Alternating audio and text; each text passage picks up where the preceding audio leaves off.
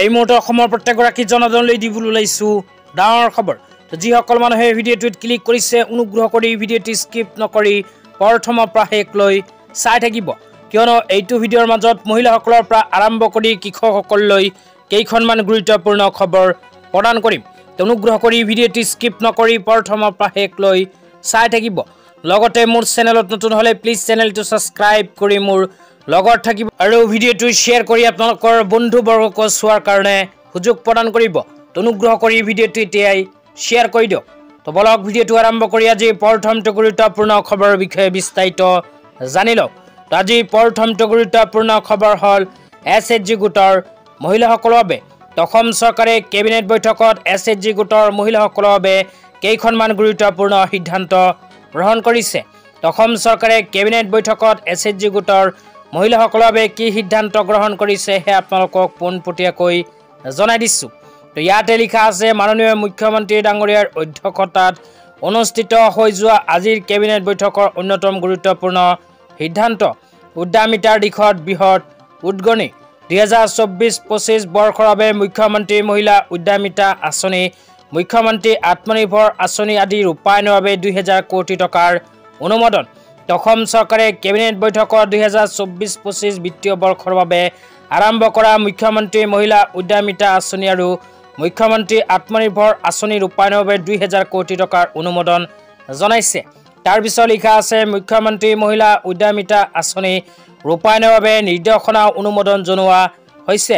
প্ৰাৰম্ভিক মূলধন আনুষ্ঠানিক বিতৰণ এপ্ৰিল 2025 পৰা আৰম্ভ হ'ব। তো ইয়াতে কোৱা অনুযায়ী যিসকল SHG গোটৰ মহিলাসকলে 10,000 কোটি টকা পোৱাৰ বাবে মুখ্যমন্ত্ৰী মহিলা উদ্যমিতা অভিযান আঁচনিৰ ফৰ্ম ফিল-আপ কৰি জমা দিছিল, সেইসকল SHG গোটৰ মহিলাই অহা এপ্ৰিল মাহত লাভ কৰিব প্ৰথম কিস্তিৰ 10,000 কোটি টকা। অসম চৰকাৰে কেবিনেট বৈঠকত এইখন গুৰুত্বপূৰ্ণ সিদ্ধান্ত গ্ৰহণ কৰিছে। এপ্ৰিল মাহতেই কিন্তু SHG গোটৰ মহিলাসকলৰ প্ৰথম কিস্তিৰ 10,000 কোটি টকা প্ৰদান কৰাৰ কাম অসম চৰকাৰে আৰম্ভ কৰিব। তো এতিয়া আপোনালোকক দিবলৈ ওলাইছোঁ আজিৰ দ্বিতীয়টো খুবেই গুৰুত্বপূৰ্ণ খবৰ। তো আজিৰ দ্বিতীয়টো গুৰুত্বপূৰ্ণ খবৰ হ'ল কৃষকসকলৰ বাবে। তো আপোনালোকে মোবাইল স্ক্ৰীনত চাব পাৰিছে, কৃষকসকলৰ বাবে এনেকৈ এখন আপডেট ইতিমধ্যে আমাৰ হাতত আহি পৰিছে। তো ইয়াতে PM কিষাণ আঁচনিলৈ কি কোৱা হৈছে আপোনালোকক বিতংভাৱে জনাই দিছোঁ। ইয়াতে লিখা আছে, PM কিষাণ সন্মান নিধি যোজনা কি লেনা চাহতে হে লাভ। তো আপোনালোকৰ নাম যদি PM কিষাণ আঁচনিত অন্তৰ্ভুক্ত হৈ আছে তেন্তে অতি শীঘ্ৰেই কৰিব লাগিব এইখন গুৰুত্বপূৰ্ণ কাম, অন্যথা আপোনালোকৰ বেংক একাউণ্টত নোসোমাব PM কিষাণ আঁচনিৰ 19 নম্বৰ কিস্তি 2000 কোটি টকা। তো কি কাম কৰিব লাগিব সেয়া আপোনালোকক বিতংভাৱে এতিয়া জনাই দিছোঁ। তো ইয়াতে লিখা আছে, PM কিষাণ আঁচনিৰ EKYC।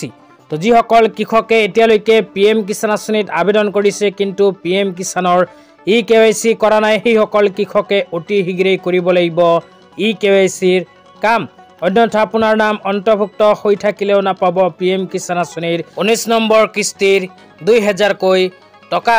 তো যিসকল কৃষকে এতিয়ালৈকে PM কিষাণ আঁচনিৰ EKYC কৰা নাই সেইসকল কৃষকে অতি শীঘ্ৰেই নিজৰ মোবাইলৰ সহায়ত কৰিব পাৰিব EKYC। ইয়াৰ কাৰণে PM কিষাণ আঁচনিৰ মোবাইল এপ বা PM কিষাণ আঁচনিৰ অফিচিয়েল ৱেবছাইটত ভিজিট কৰি কৰিব পাৰিব EKYCৰ কাম। তো আজি ইমানেই, ধন্যবাদ।